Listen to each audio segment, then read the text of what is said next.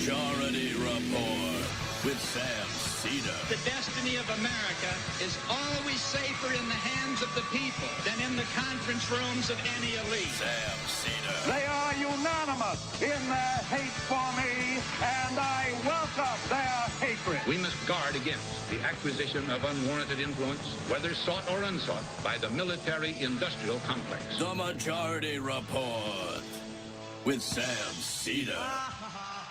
If I get the feeling you've been cheated.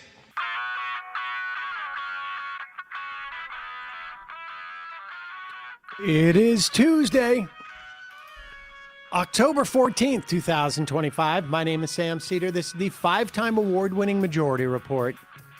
We are broadcasting live steps from the industrially ravaged Gowanus Canal in the heartland of America, downtown Brooklyn, USA.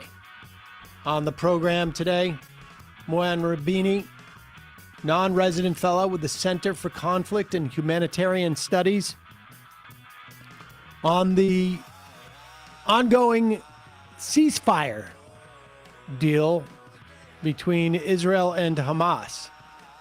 Then Jacob Silverman, journalist, author of Gilded Rage, Elon Musk, and the Radicalization of Silicon Valley, and host of the podcast companion, The Making of Musk. It's part of the CBC's Understood series.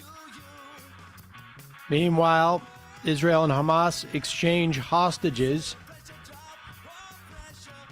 as Palestinians survey Israel's colossal destruction in the Gaza Strip. It's day 14 of the government shutdown. Trump will not let Mike Johnson negotiate anything, at least in part because he's afraid of that 218th vote and releasing the Epstein files. Trump's latest tariffs on lumber and furniture kick in. Oh, just in time for me to move apartments. And meanwhile, he also ramps up a trade war with China, and it looks like the U.S. is going to lose. New York Times, AP, even Newsmax say they will not capitulate to the Pentagon's approved news oath. Black residents in Louisiana and North Carolina targeted for loss of voting power in Republican redistricting plans. New study, private equity takeover in hospitals causes an increase in deaths. No way. Also, an increase in private equity profits. Sounds efficient. Layoffs and layback-ons at the CDC as COVID quiet lines quietly encourage pregnant women to get vaccinated.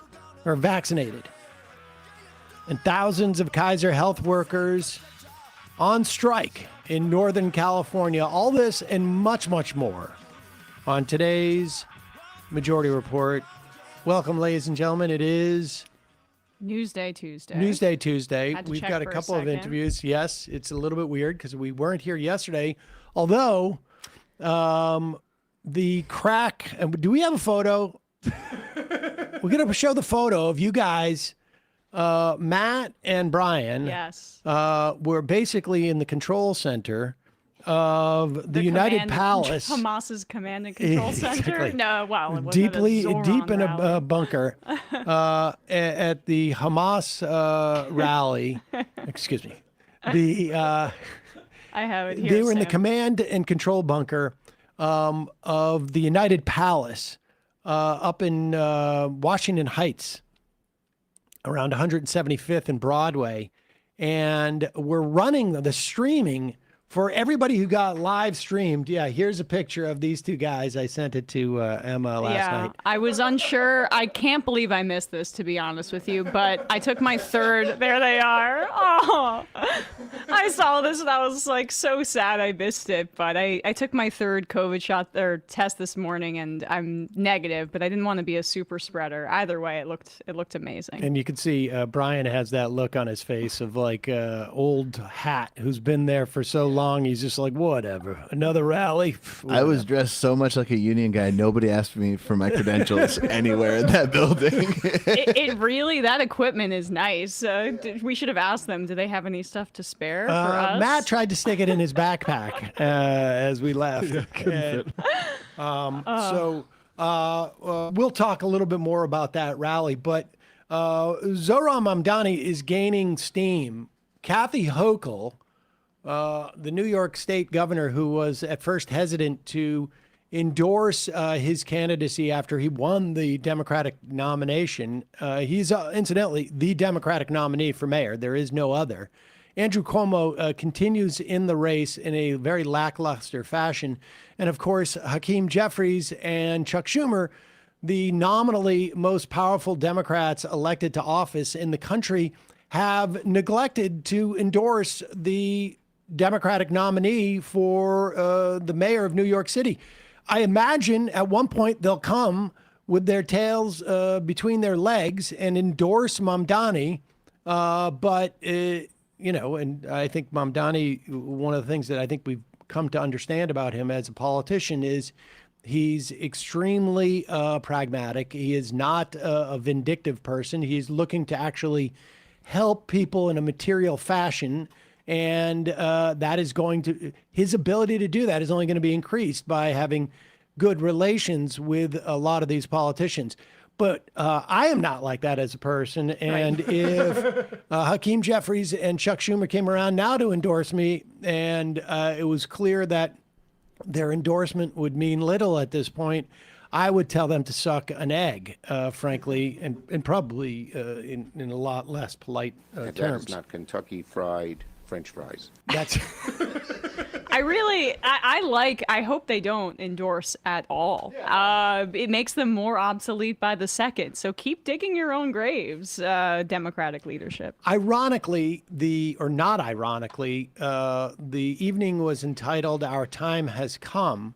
And it really became clear that for someone like Jeffries and Schumer, their time has passed. And that's becoming clear day by day. We'll also talk about Janet Mills, who is Chuck Schumer and Kristen Gillibrand's favorite pick to run in the Maine Senate Democratic primary. And new polling out shows Graham Plattner beating her amongst Democrats and then every other constituency possible in Maine, short of people who work in the governor's office. Right. And that is it. I think literally that's the only one of the sort of of the crosstabs, as it were. But have you considered that she, quote, she didn't think she could, quote, live with myself, she said, if she did not run, because it's all about Janet Mills and how she feels about and her own career. self and life. We want her at to be 77. able to, yeah. What do you mean live with Liberals yourself? have no idea. You can probably live with yourself a few more years before you end up dying. Yeah, go on vacation. She has, however, agreed that and insisted that she will only serve one term if elected. Inspiring. Now, aside from the fact that, I'd like to see you not do just one term, see how that goes. You know who also said that? You know who also said that? Exactly. We saw how well that worked out. All right, but let's move on with this. J.D. Vance, who is ostensibly going to be Donald Trump's replacement. God forbid anything happen to Donald Trump. Over the next couple of years. But ostensibly, Donald Trump will not run again. And then J.D. Vance would be considered probably to be the front runner on day one anyways, but who knows how long that would last.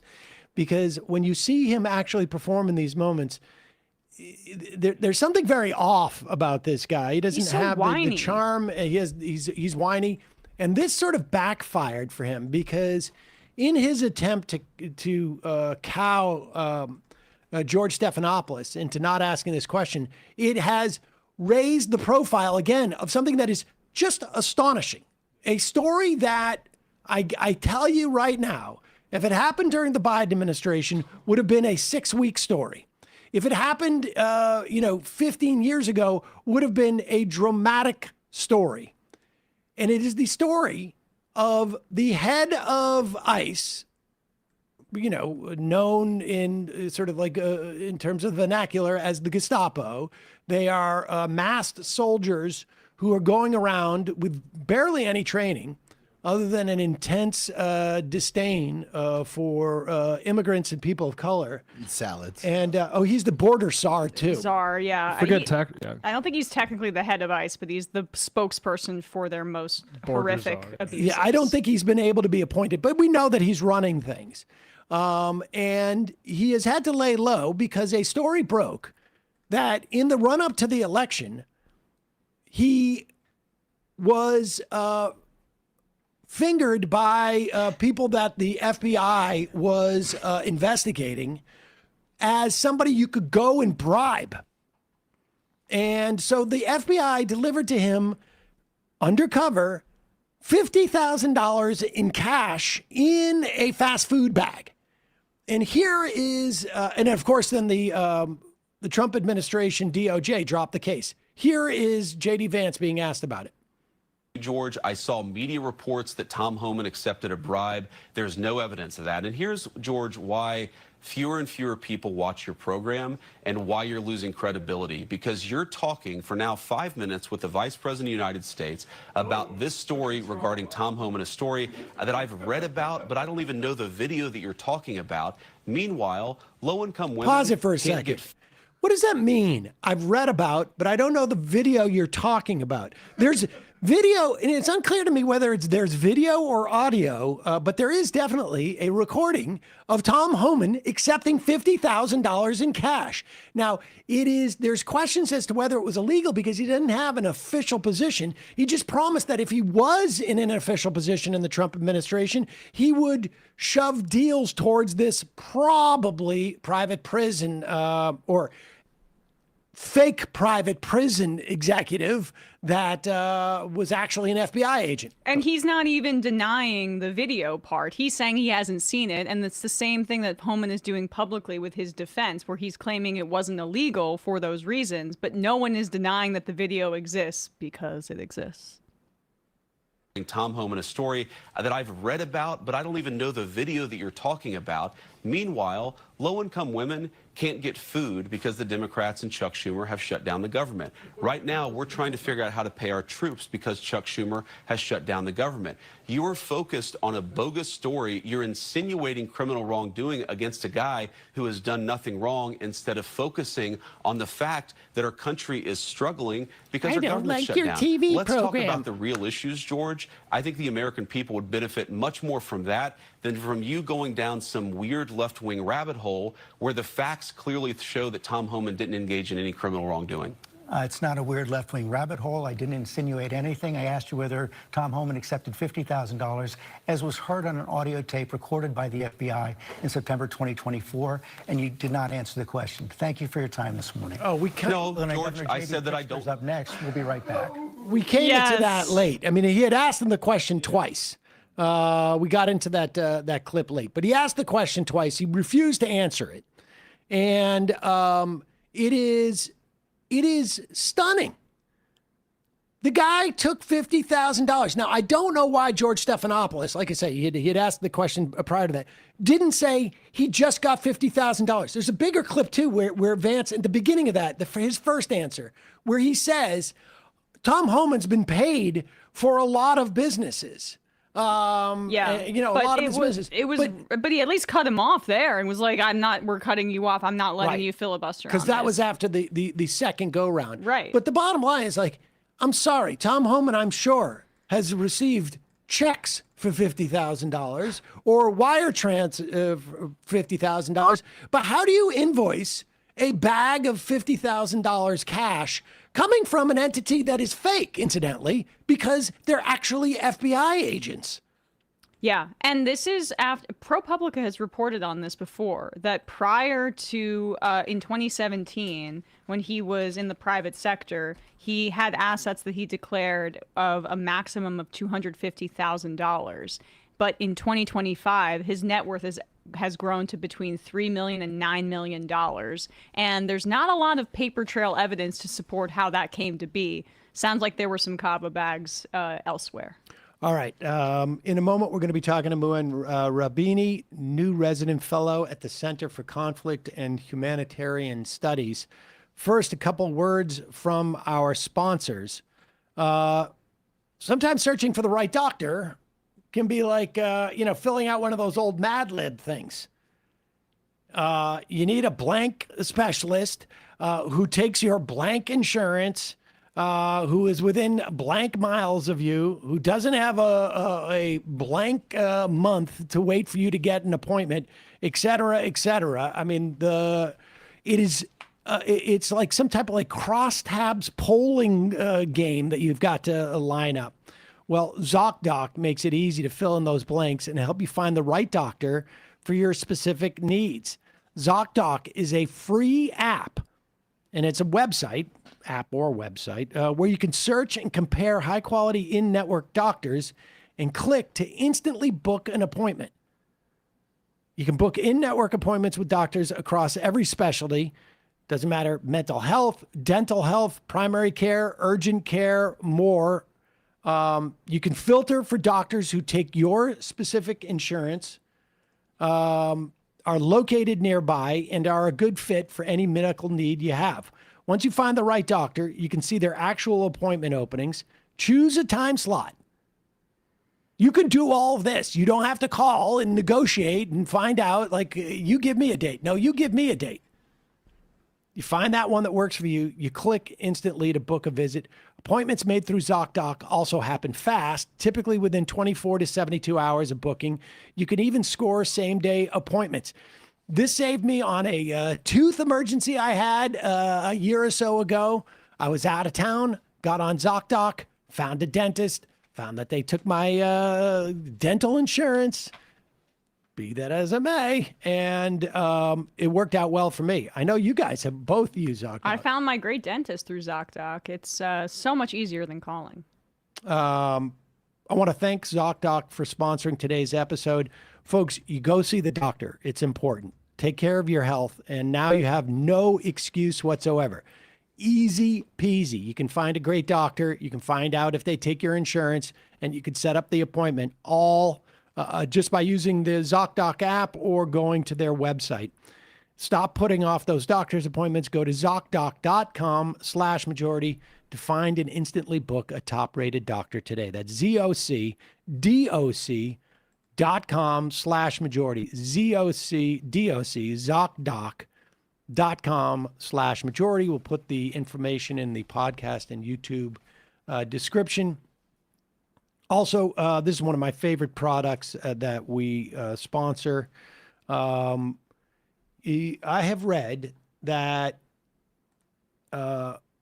we are eating, as people, a credit card's worth of plastic a week. Oy. Microplastics. You know those like little pods that you put into your dishwasher? Well, they're wrapped in plastic. The plastic sort of melts away, but it doesn't really it doesn't vanish.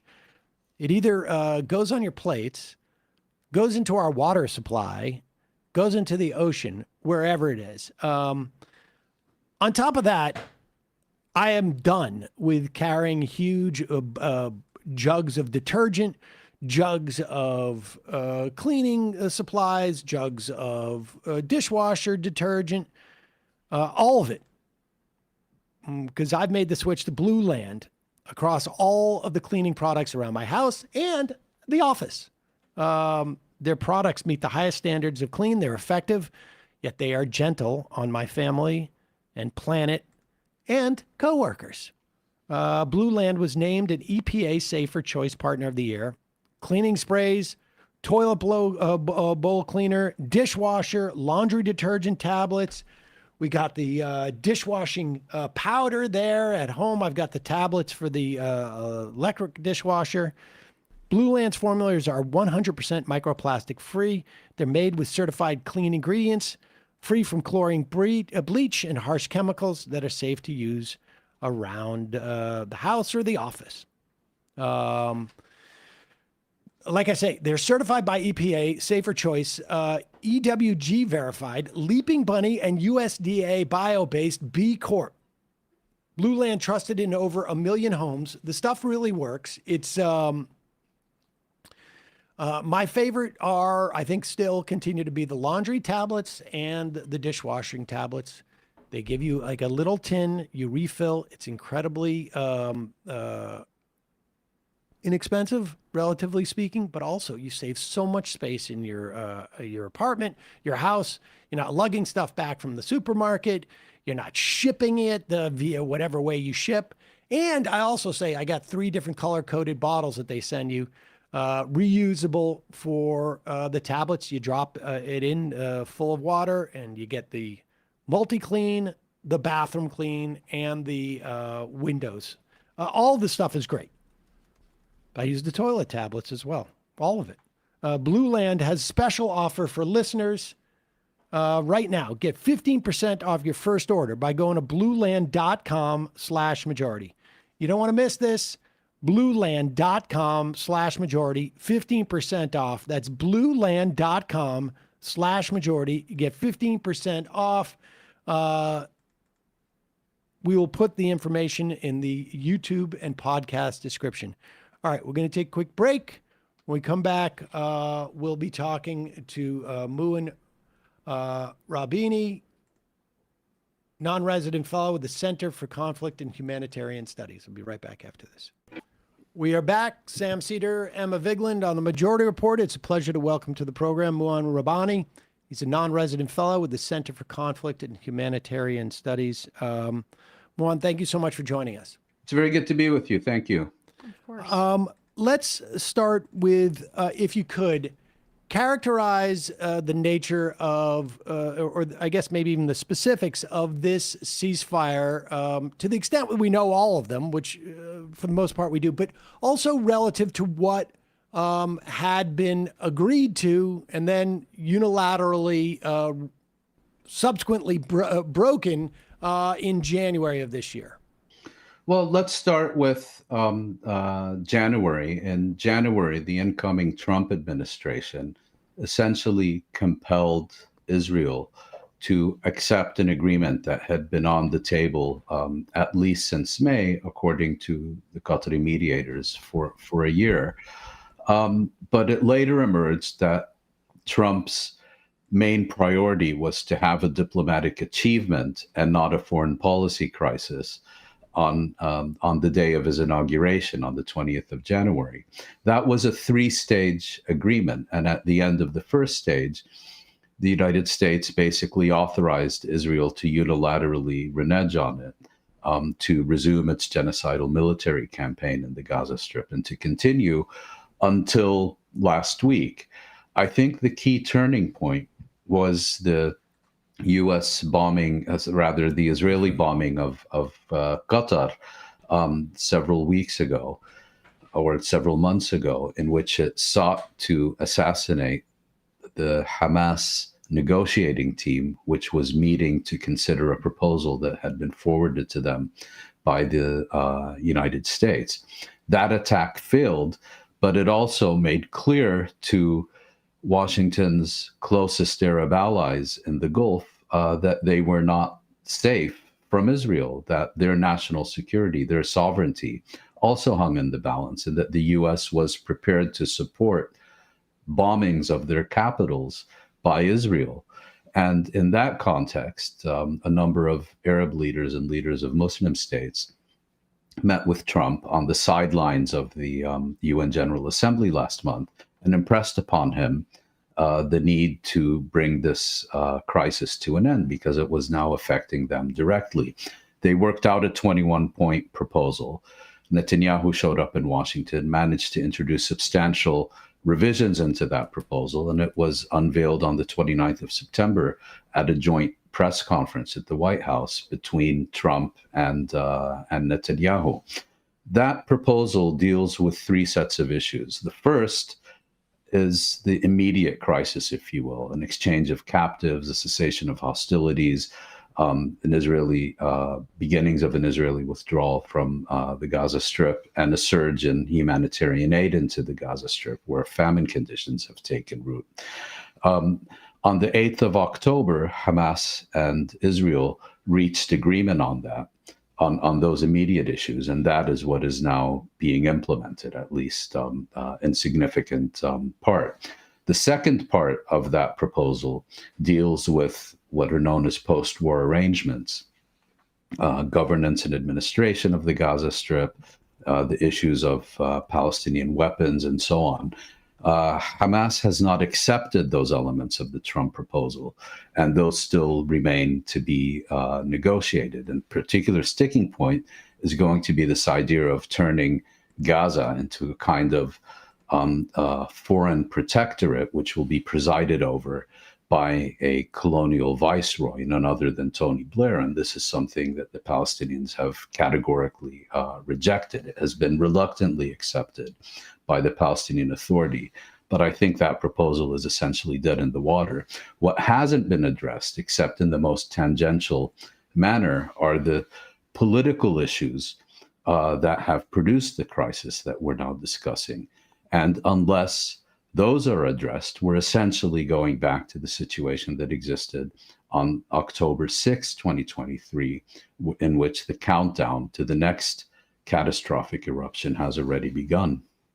What was the third point in those things? Post-war arrangements, weapons, and then is the third and then point the long-term? Yeah.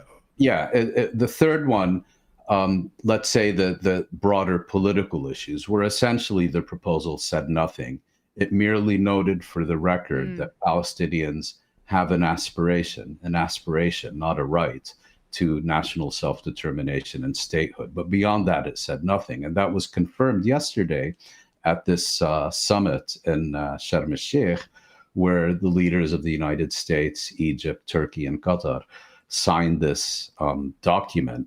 And if you read it, it basically does little more than, hail Trump as the greatest peacemaker in history and says that everyone wants peace. But what exactly that peace is supposed to be, what it looks like, what are the rights of the Palestinians, and so on, none of that is dealt with in even cursory fashion in this document that was signed yesterday. You mentioned that at the UN, leaders from Qatar and perhaps other Arab nations impressed upon Trump their need to rein in Israel. What was the nature of, what did they say? What did they say to impress upon Trump? I mean, it was right around that time, there was a $1 billion deal. Another one announced, I believe it was in Jeddah for Trump Inc. In Saudi Arabia. Is in the past, at least, it has seemed to me that there have been times where you have the leadership of some of these countries responding to the so-called Arab street. That dynamic seems to have been completely absent as far as most of the reporting, to the extent that I get a sense of it. But and somewhat replaced by a perhaps that is sort of like the incentive structure for these countries to also sort of offer Donald Trump, like, we can have a deal here in terms of like putting money in your pocket, more or less. Is that the dynamic that's happening here? Well, I don't think Arab public opinion played a direct role in producing the proposal that we're now discussing. What I do think is fair to say is that, as you'll recall, when Trump had his victory tour in the Gulf earlier this year, he got commitments of massive investments from Qatar, from Saudi Arabia, from the United Arab Emirates, in the United States and in U.S. politics. Of course, money not only talks, it screams, and it screams very loudly. But I think what was important in this meeting was, all these states and a number of leaders of Muslim states, Turkey, Pakistan, and Indonesia, they all made clear to Trump that this crisis needs to be brought to an end for a number of reasons. And given that this meeting included leaders of the countries that have pledged these massive investments in the US, I think Trump was genuinely attentive to their concerns. Let's put it that way. You mentioned some of these Arab countries. There was reporting in the Washington Post over the weekend about the extent of the kind of behind-the-scenes security collaboration with the United States, with Israel, and some of these other countries that hadn't previously been reported, and what seems to be the connecting kind of motivation is a shared hawkishness towards Iran. Can you talk a little bit about that reporting and how it fits into the abdication of responsibility towards the Palestinian neighbors by many of these leaders?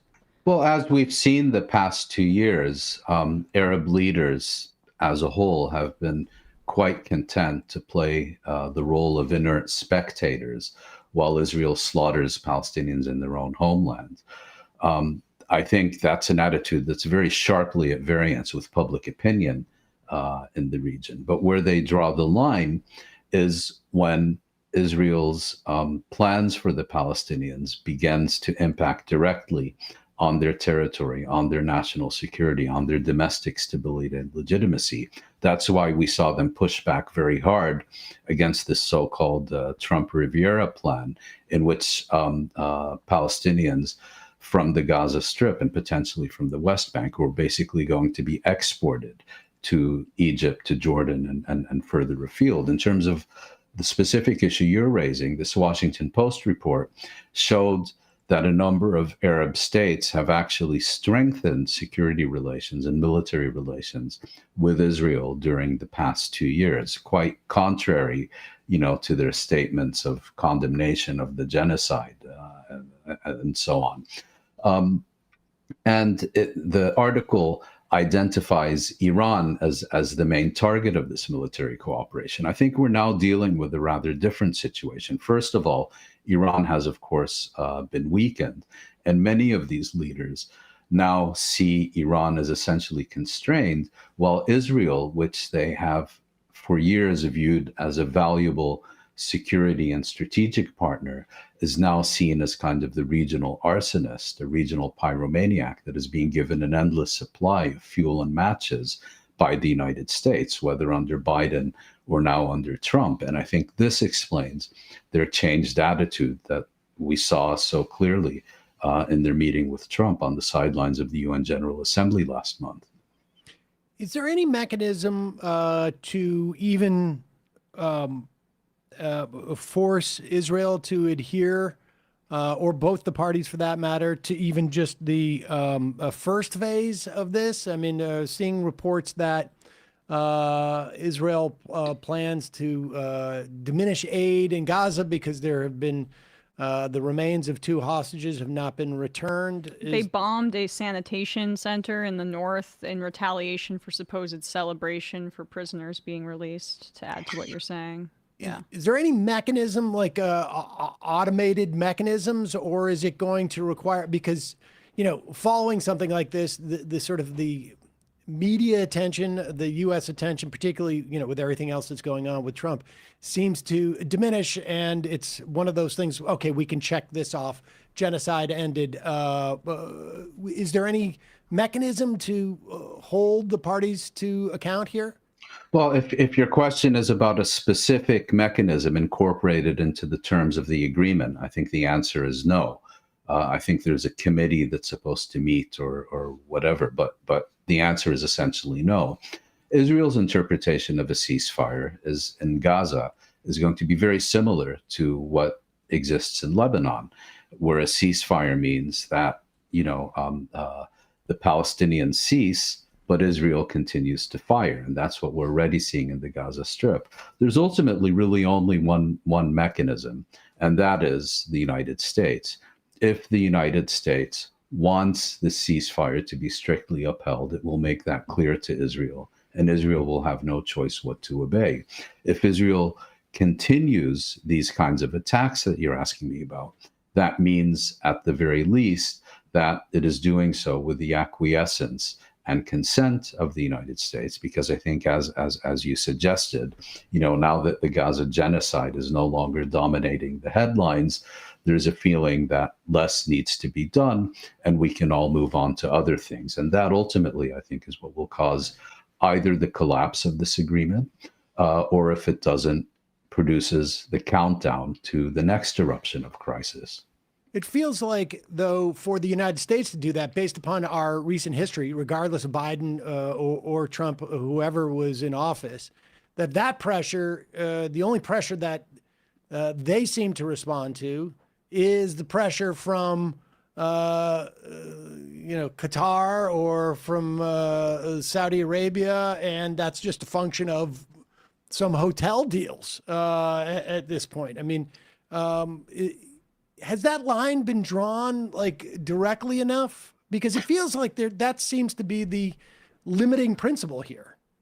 I don't quite agree. I think we have seen these states using their leverage with Washington.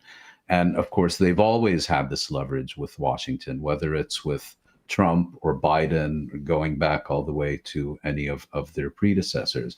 What I think is different this time is that there are also other elements of pressure, in addition to the leverage that can be brought to bear by states within the region. And it's not just the oil-rich Gulf states. You also have, for example, Turkey, Pakistan, Egypt, and others. But you have two other factors. First of all, you have the growing divisions within the MAGA base, where on the one hand, you have, let's say, the Israel First constituency, the Christian Zionists, the neocons, the Iran hawks, and so on. But on the other, we've also seen the emergence of the non-interventionist faction, people who felt that it was not so much the Gaza genocide, but rather Israel's attack on Iran, and specifically U.S. participation in that attack, that for them was the final straw. And that's why you're seeing increasing criticism of Israel now from within that constituency. In addition, you have unprecedented popular mobilization in the West, particularly in Europe, but also in the United States. And I wouldn't simply dismiss the pressure of public opinion simply because it's primarily coming from the left and Trump feels he can ignore it. We already saw with the previous, with the recent presidential election in the US, that you ignore these constituencies at their peril. And I think that message is increasingly getting through to the political class in many Western states. Well, to buttress your point, I mean, Trump was incredibly transactional about it, but he was meeting with certain, Muslim representatives prior to the election as well, in order to kind of shore some of that up, however paper thin it is. I want to just turn to Hamas for a second, because it feels like Trump kind of yanked Israel by the collar a little bit here. That's what it looks like, showing that Biden always had the ability to do this throughout the first part of the genocide.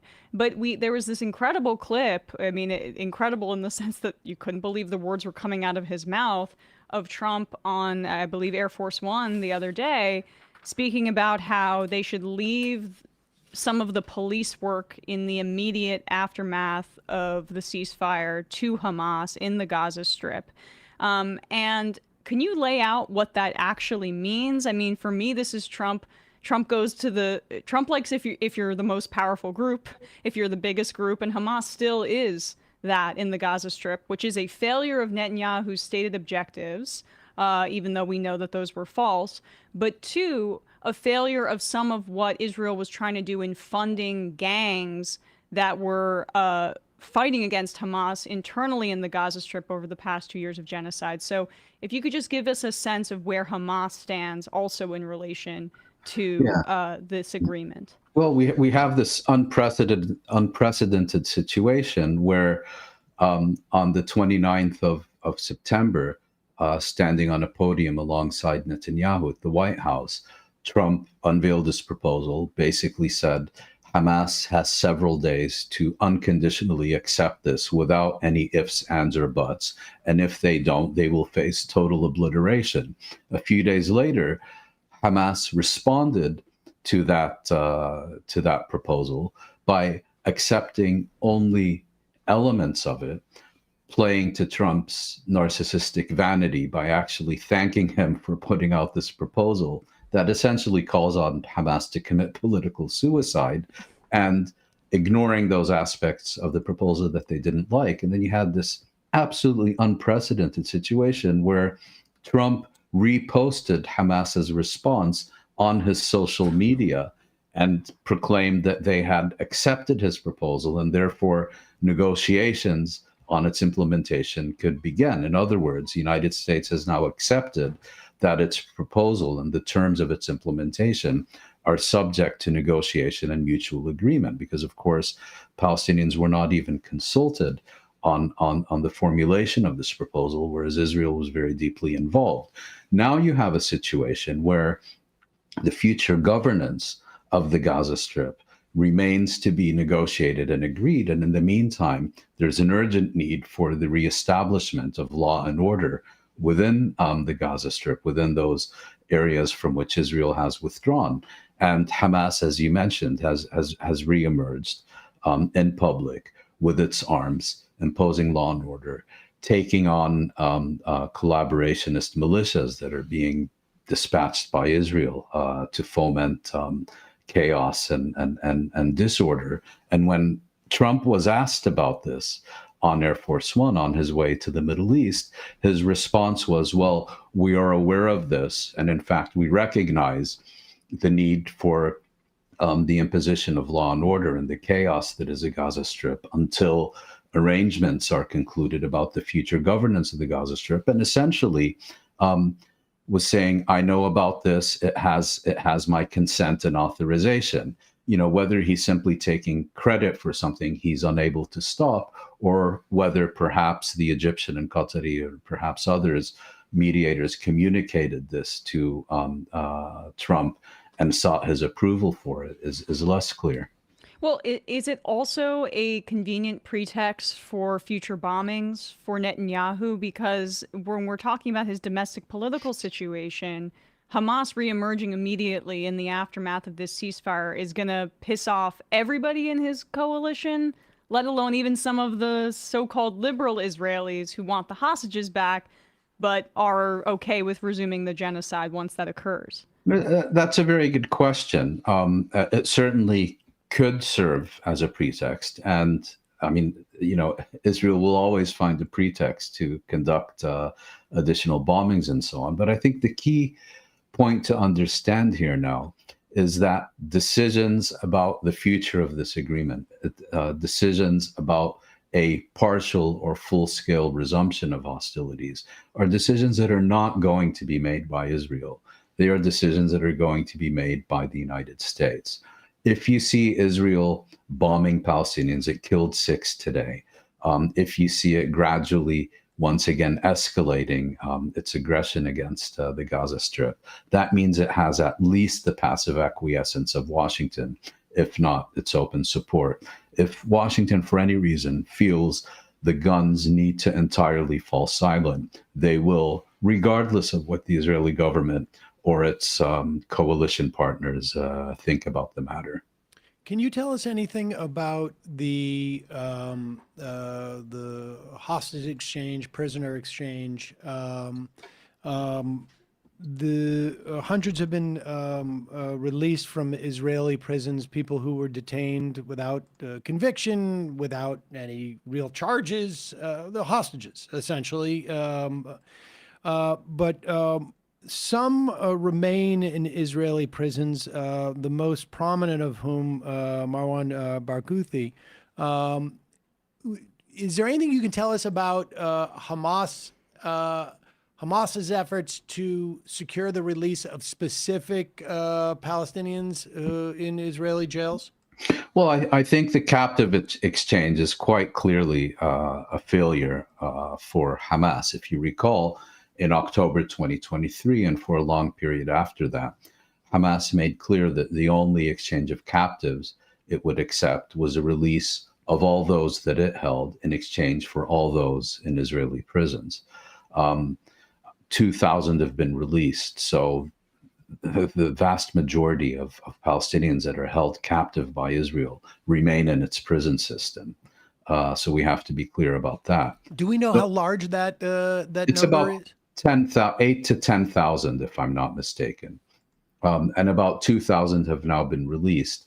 1,700 of those are Palestinians who were kidnapped from the Gaza Strip after October 2023 and who were being held without charge or trial, and were being held specifically in order to in order to increase Israel's leverage in a captive exchange. So these were also hostages. They included a young boy with autism, many women and children, and so on. And then 250 of those were supposed to be Palestinians who were serving life sentences. Now, my understanding is only 195 have been released, but I don't have specific numbers. That a number of them are Palestinians who were released in previous captive exchanges, but then rearrested. So those don't really belong in that category either. And the number of them were supposed to be released back to their homes in the West Bank. And at the last minute, Israel deported them to Egypt. There were two key figures that I think Hamas was very keen to include in this exchange. The first is a Fatah leader, Marwan Barghouti, who's been in prison since 2002. And he was crucial because he's not Hamas, he's a Fatah leader. And that way Hamas would be able to demonstrate that it was acting in the national interest, if you will, rather than in its narrow factional interest. More importantly, he's seen as potentially the most effective challenger to the continued rule of Mahmoud Abbas and is considered his natural successor. And he's also someone who was keen to see Hamas integrated into the Palestinian national movement. And it's precisely for these reasons that Israel was determined to keep him in prison, preferably until he dies in prison. And that's also the reason, I think, that the Palestinian leadership, Ramallah Mahmoud Abbas, which has in the past been credibly accused of lobbying the Israelis and the Americans not to release Barghouti, were this time probably also sending secret messages to Washington and to Israel not to accept his release. The other is Ahmed Saadat, the leader of the Popular Front for the Liberation of Palestine. And in his case, it's a question of pure revenge because the PFLP, and I believe it was in 2002, has carried out the only successful assassination of an Israeli cabinet minister, Rehavam Ze'evi, far-right minister of tourism at the time. And that was a reprisal for Israel's assassination of Saadat's predecessor as head of the PFLP. The threat of a unified Palestinian national movement is ever present for Israel, and Barghouti in particular is a figure that could be that unifying force. Yes. I mean, they do it by land, segmenting the West Bank and Gaza, and of course East Jerusalem. Fragmentation. This is a colonial power 101. Should just add that he polls as the most popular figure amongst Palestinians. Right. And one more question on my end, Mouin. This yellow line piece of what I'm seeing in terms of Palestinians in the Gaza Strip basically saying that half of their land they are unable to return to because the territory is basically blocked off by Israel, despite them saying they're removing the IDF from the Gaza Strip. There have already been reports that people who have crossed the yellow line have been killed by Israel. I haven't confirmed that yet, but this could be another way to cram Palestinians into a smaller territory within the Gaza Strip itself. What are you hearing about those actions on the ground? Correct, and that was in fact a major concession that Hamas made in the context of this agreement, that it did not insist on a full withdrawal of Israeli forces from the Gaza Strip within a defined timetable. So we had the first withdrawal to this yellow line. Then I believe after the remains of the last remaining Israeli hostages in the Gaza Strip are returned to Israel, then they will conduct a second and further withdrawal. But that, I think, is going to take a very long time, because also today the Red Cross is saying it's going to be extremely difficult to locate, identify, and retrieve those remains from what is essentially pulverized rubble that Gaza has been transformed into during Israel's genocidal military campaign of the past 2 years. Before we let you go, I know an out here. Is there anything else you think that is important for us to note at this juncture? Yes, I think it's crucial to understand that, you know, this cessation of hostilities is, of course, extraordinarily welcome, even if it turns out to be just temporary. At least, you know, people who were facing constant bombing, genocide, famine, and so on, have at least gotten a stay of execution. And we should do everything within our power during this pause to ensure that it's prolonged and not just a pause. But the second point is what we have been discussing today is a ceasefire proposal, not a peace plan. And unless there is a concerted effort to address and resolve the underlying root causes of this crisis, first and foremost, the Palestinian right to self-determination, then we are counting down to the eruption of the next catastrophic crisis. It will be inevitable, whether it comes tomorrow, next year, or in a decade or two. It will be inevitable. Mouin Rabbani, thank you so much for your time today. Much appreciated, and hope to speak to you again relatively soon, and hopefully things will have progressed and stayed on track on some level. I hope so. It was a pleasure being with you, and thank you for the invitation. Thanks so much. Bye-bye. Yeah. All right, folks, we're going to have a quick break, and when we come back, we're going to be talking to Jacob Silverman, journalist, author of Gilded Rage, Elon Musk and the Radicalization of Silicon Valley, and also now host of his own podcast companion, The Making of Musk, on the CBC series Understood, and of course a former writer of the AM Quickie. We don't get only the best. Only the best. We'll be right back.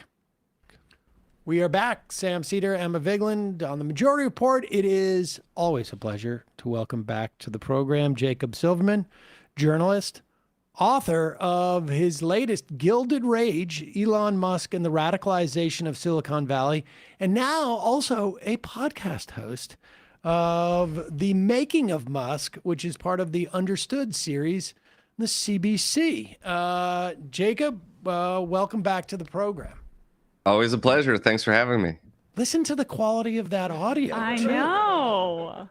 You can tell you're doing a podcast for the Canadians, because they don't mess around with that stuff. They even gave me one of those pop shields that you might see a little bit in the frame here. I know, it's very fancy. It's very fancy, and it sounds great. All right, well, let's start in with Elon Musk. He's been quite a figure. I don't even know if he was how much has happened to Musk as you started to write this book. Yeah, I was also keeping sort of a list of things that might happen between the submitting of the book and the publication. Unfortunately, we haven't had too much there, but right. You know, I started writing the book when Musk was having his public breakdown over the woke mind virus, you might say, and was, you know, which one was of the public breakdowns over the woke mind virus was this? Well, was this before or after he called the guy with the submarine sus? This was after, I believe, after that. But you know, he was airing these cultural grievances, and but wasn't quite yet really devoting himself to politics in a public way. I mean, he had said up until the attempted assassination of Butler that he wasn't going to endorse anybody, but you could kind of see where things were going, and that this was someone who was, you know, cooking his own brain on Twitter along with a lot of other Silicon Valley elites. And so that's when I really started following it and working on it in book form, and also writing about David Sacks too was another way in there for me. I want to ask you about that. He came out and endorsed Trump after that assassination attempt, but it was also, if I remember correctly, either days before Trump had announced Vance, or just days after.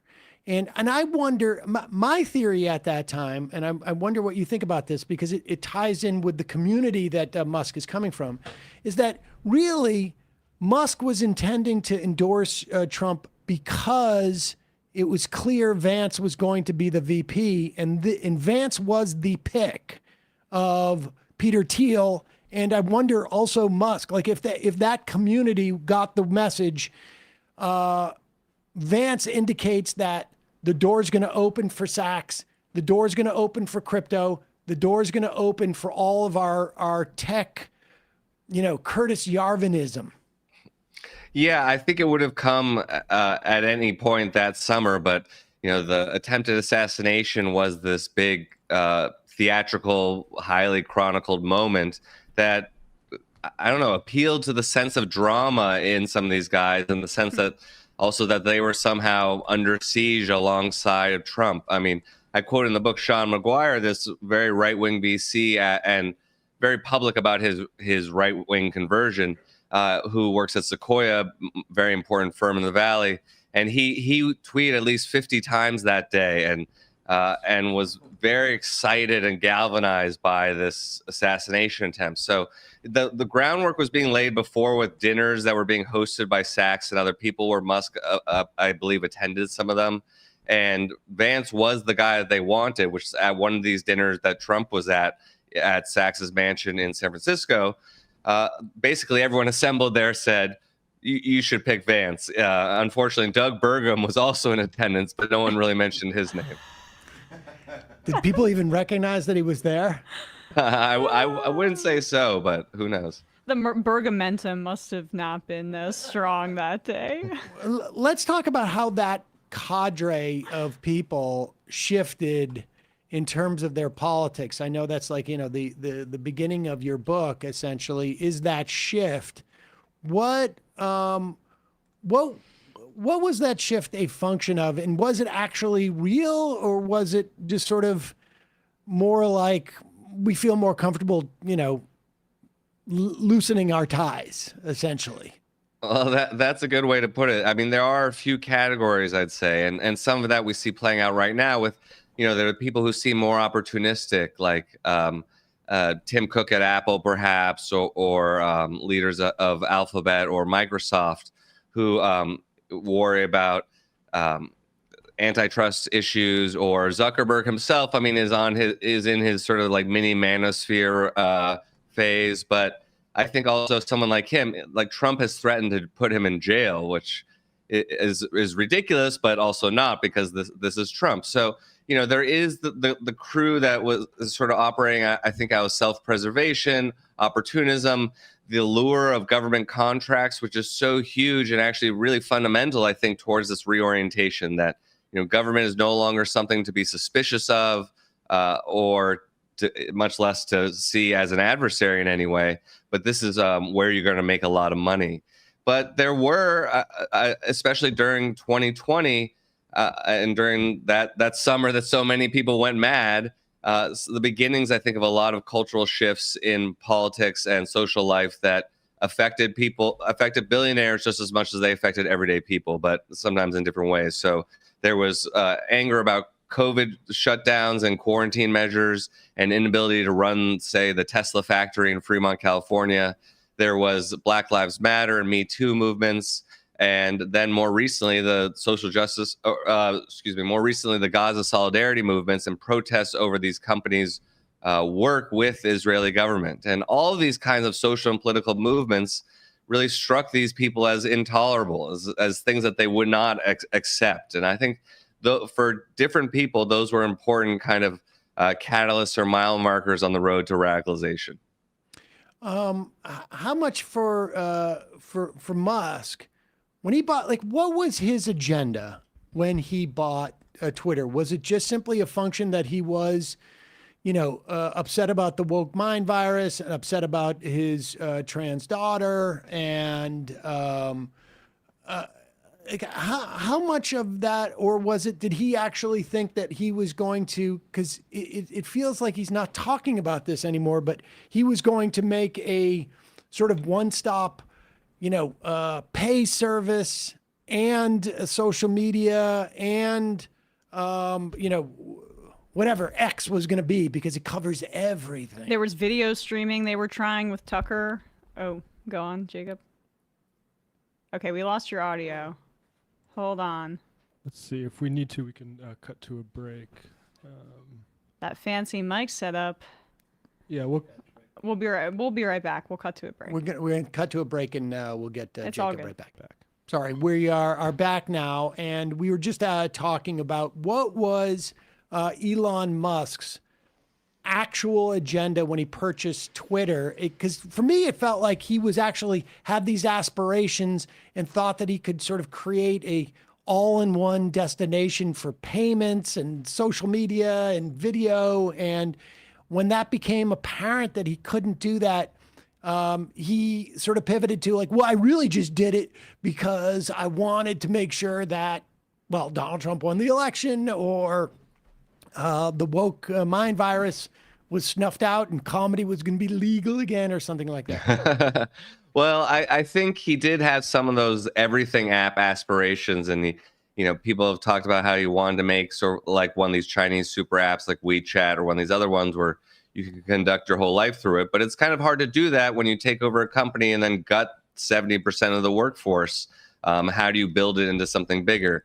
They've still, I believe, applied for or received some money transmitter licenses. So especially with the stablecoin bill passing, I think you could see X integrating some more payments in some form or another, because every app is going to want to become like a stablecoin payments app. But yeah, and I think also the factor that it was a website or platform that he was personally obsessed with. I think that mattered a lot. It's been very important for cultivating, well, his cult of personality, the Tesla kind of shareholder phenomenon of this incredibly overvalued stock. And then it does seem like the politics kind of came later or an add-on. I mean, but ultimately, I also think that as we ramped up towards the election, and you could see this in some of the studies that came out about what was going on perhaps with the X algorithm, and they were certainly promoting conservative accounts in addition to Musk himself. So, it became that tool towards promoting Trump maybe a little bit later, or that was kind of bolted on as a sense of purpose, but it did end up getting there.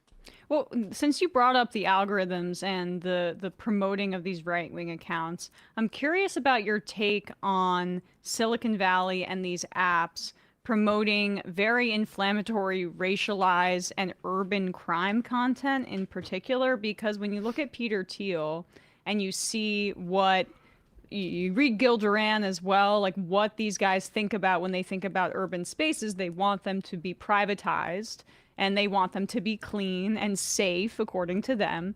And they achieve that through mass surveillance, which is obviously the business of many of these Silicon Valley billionaires. So it was interesting that Instagram also deprioritized political content during the election, or made it more difficult to access, and then brought it back afterwards. Like, it felt like more than ever these guys were putting their thumbs on the scales in ways that further a right-wing project.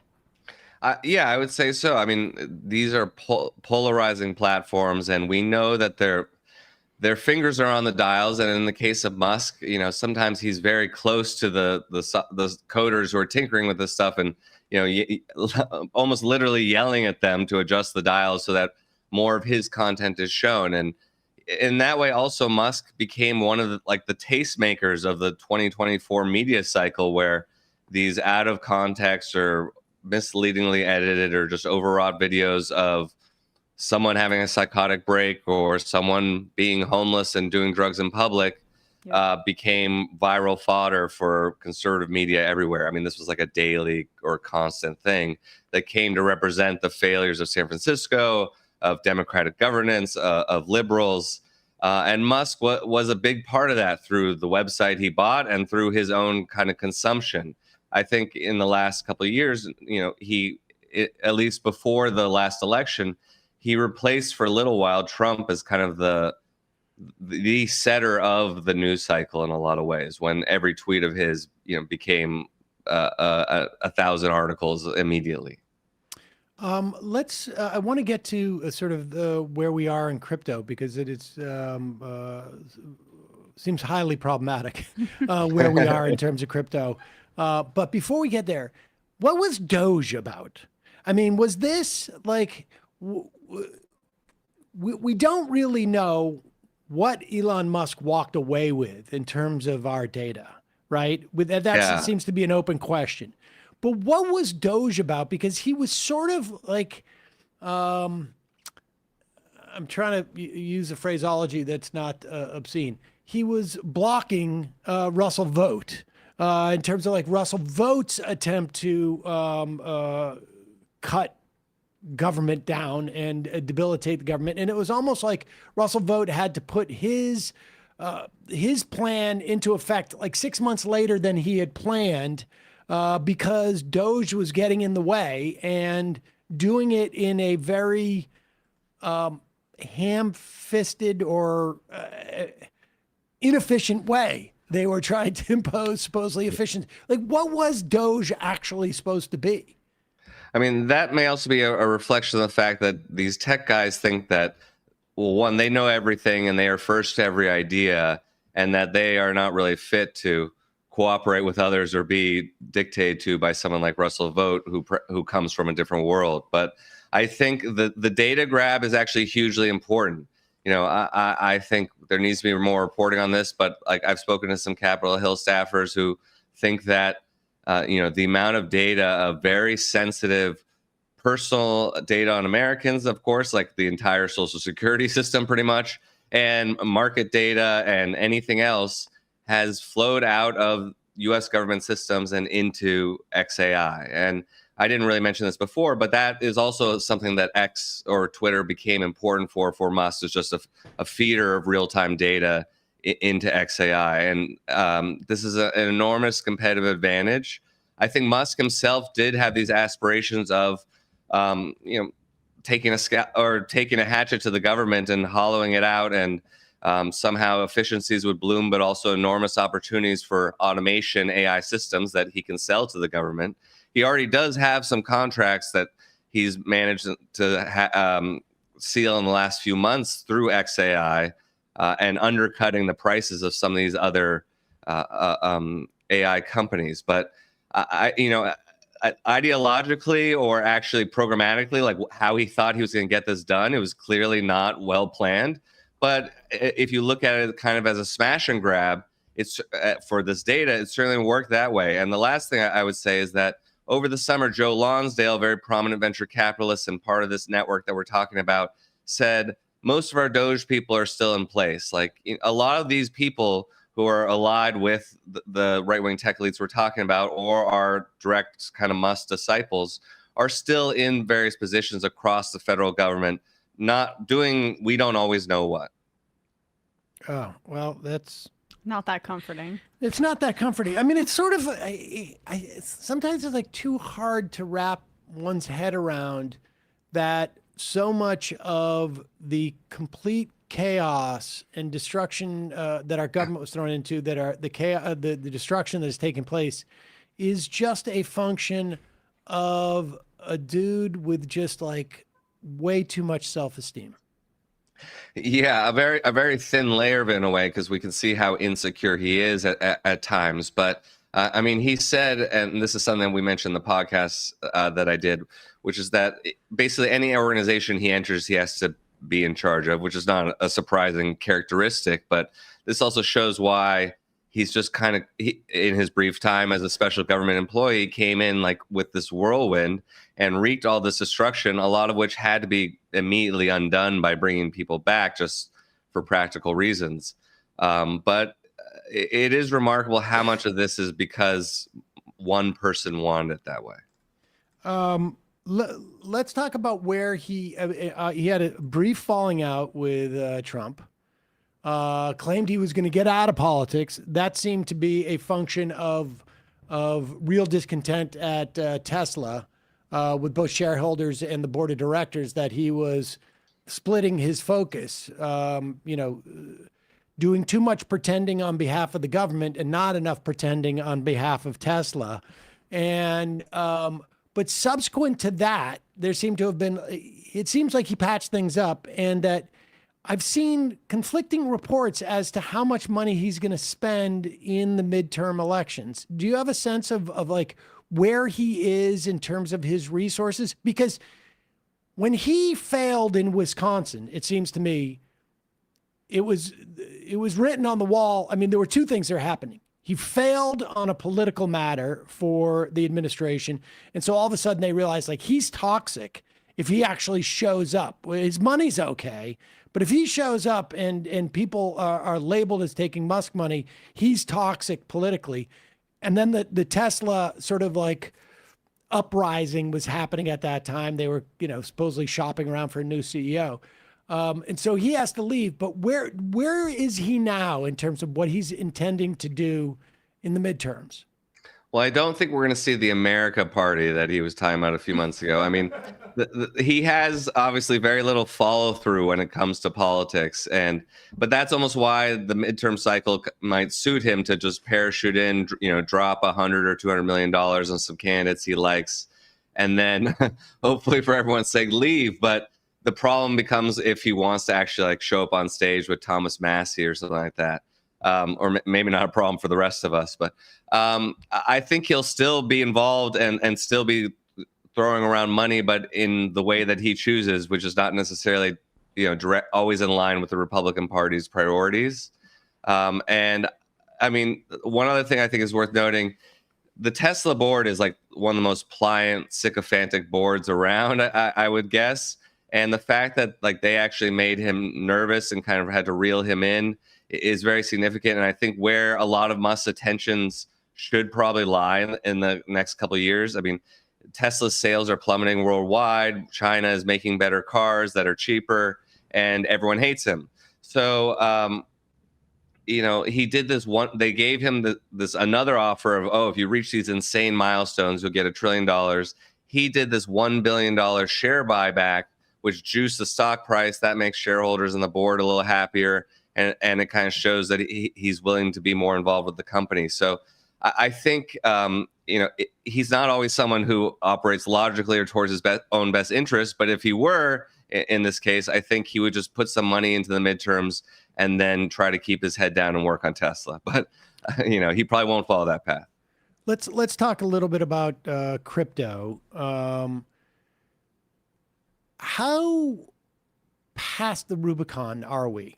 I mean, I haven't followed up on, but at one point there was talk of allowing crypto to be collateral for mortgages, which seems really, really dangerous based upon the volatility of crypto. Like I always see crypto valuations out of the periphery and read somebody showed up today and shorted several $1 billion worth of crypto for 3 weeks out.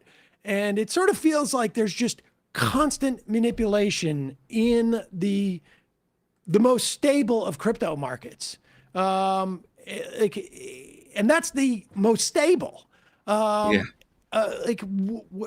are we at right now? How can we ever and address whether we can ever actually go back? I mean, I have no problem with people, trading crypto in the same way I have no problem with people trading tulips, but I don't want something that is so volatile to be so closely associated and integral to our regular financial system. And that's really the problem, which is that the consumer interest or retail interest, as they call it, in crypto is not really there anymore. It's not what it was in summer of 2022 when things were kind of peaking, but also falling apart. Sam Bankman-Fried got arrested in December of 2022, and FTX fell apart in November. And since then, there was this brief sort of crypto winter. Then a lot of money started coming back into the system, somewhat surprisingly. And now they look towards government and institutional money, the industry does, for their sources of cash and to pump the values of their tokens. And the problem now is with all the legislation that's been passed, thank you, Kirsten Gillibrand, and all these various regulations that have been dismantled, and investigatory units at the SEC, FBI, DOJ, elsewhere related to crypto crime that have been dismantled. We are just being forced to play by crypto's rules, and they are being given more and more access to mainstream financial system and to mainstream financial products. So you have all these what are called Bitcoin treasury companies. This is like MicroStrategy, but there are a bunch of others now that are just buying Bitcoin, or some of them are buying other crypto, like some are buying millions of dollars worth of Trump coin. And then they're doing the SPAC thing and merging. So there's suddenly a publicly traded company that only holds Bitcoin or only holds Solana or something like that. And then, then your retirement account decides, okay, we're going to invest in MicroStrategy. And suddenly you're exposed to all this stuff. And it's sort of being daisy chained throughout the financial system, where there are all these ways in which people are going to be exposed to crypto and to a potential crash in crypto, which we know is coming, whether they like it or not. And there's no underlying productive economic activity here. And then the second part is, this is the most financially corrupt presidency we've ever seen, and crypto is the vehicle and the mechanism and what makes it all possible. And we're so far beyond any accountability for that. And that is so tied in with that new sort of regulatory landscape I was just talking about, that we're in big trouble. Well, the one bit of hope, I guess, that maybe I can provide to the conversation is that Dave Weigel and Semaphore had an article that came out yesterday, I believe, speaking about how data centers raising people's electricity prices so intensely is becoming a bit of a political kind of issue in some of these races, including in Virginia, and the energy intensiveness of it, and say the federal government's complete lack of desire and inability to rein it in at this point, given the Genius Act and given who we've staffed and who's in the administration. There's a potential here that didn't exist before, I would say, to make this a populist issue on the ballot. And you can even tie in climate into that in ways that we hadn't previously. Yeah, I think that's a very good point, in that, with something like crypto or AI, people may not understand it for understandable reasons, or they may find the subject kind of mystifying. But when you talk about electricity bills going up 200%, and it's because they're building this data center near you that doesn't really provide any tangible benefits to anyone's life, which is also a good way to talk about this stuff, I think, then it's more meaningful, I think. It can be politically galvanizing. And you hear some senators starting to talk about that now too, that people aren't happy at the resource consumption and at the people pushing it, like Sam Altman, because what are we really getting back in return? Jacob Silverman, the book is Gilded Rage, Elon Musk and the Radicalization of Silicon Valley, and the companion podcast, The Making of Musk, part of the CBC Understood series. We will put links to both those. Happily for you, sadly for the rest of us, this stuff is going to be very, very relevant in terms of defining the near and midterm and perhaps long-term future of this country, our economy. Really an exceptional favor to us all for the work you've done on this. Really appreciate it. Well, I appreciate you all. Thank you. Thanks, Jacob. All right, folks, we're going to take a break, head into the fun half of the program. Just a reminder, it's your support that makes this show possible. You can become a member at jointhemajorityreport.com. When you do, you not only get the free show free of commercials, but you also get the fun half. And you allow this show to survive and thrive. And train, Matt on a 16-camera, multi-channel telestream. Well, I got trained on that last night. Yeah, that's... it was like a grand piano's length of a soundboard. It was crazy. When I walked into that room and saw you guys in there, I was like, oh, shit. There was joysticks. Yeah. Looked kind of like a church organ, to your point. Yeah, it was like an old count playing a giant organ. Also, don't forget justcoffee.coop, fair trade coffee, hot chocolate. Use the coupon code majority, you get 10% off. And check out our AM Quickie, amquickie.com. Get emails in your email box 3 times a week for free. 5 if you want to pay a couple of dollars of the biggest news stories. Jacob, an alum of the AM Quickie. Also, check out our Discord, majoritydiscord.com. You never know what future Senate candidate or congressional candidate or comptroller candidate will be in that Discord, majoritydiscord.com. Matt, Left Reckoning. Speaking of future Senate, speaking of Senate candidates. Yeah, tonight, Left Reckoning, we have a candidate for Congress, Hartzell Gray in Missouri, who is running against Alford, I believe, in a district out there. Also, Alex Skopik of Current Affairs talking about his piece about Javier Milei and the rush to crown him a genius policy guy that lasted about 4 months? Yeah. The picture they chose for that, Current Affairs chose for that article is so funny. Very funny. So yeah, that's all tonight at 7 o'clock Eastern time. Thank you to the 50,000 strong subscribers on YouTube and growing Twitch base. Charge. Yes, and also always you can watch us on Twitch as well, Poggers. And Rumble. And Rumble. What is the Rumble? Does Rumble have any? Let's get ready. Is there any? Yeah, they just rip off Vince McMahon. We've got 10 live on Rumble slurs. right now. Well, I know we have 10 viewers, which is probably like a 25% increase in where we generally are, 30%. Maxing But out. is there like, It's all the most ironic people. Twitch has hype trains and Poggers, but the Rumble, what do they have? Just they just sell say like racial epithets or what? There's a small sect of like ironic posters on Rumble with names like pandemic anxiety, and I feel like the person chatting now is, what is it? Future reactionary. Pandemic anxiety is an IMer who I think does us a solid by watching us on Rumble. Yeah, exactly. Them and the other 12 people. So appreciate. Oh, 12. We just added another 20%. That's about 50% higher than we usually are. I'll say the ad right now that's being shown says liberals laughed at RFK Jr.'s COVID warning ... until this happened. Can you click on it? Okay. I don't want to give It's the guaranteed whole... a virus. Let's give the main broadcast computer a Rumble virus. Curiosity killed the computer. Dark Soul says you guys could go on Kick and be one of the streams that aren't snuff. Okay. Yeah, we'll Kick look seems into- even worse than Rumble, which is insane. Like, I'm not you just like familiar have to be a rancid Nazi to be on that side. All right, folks. See you in the fun half.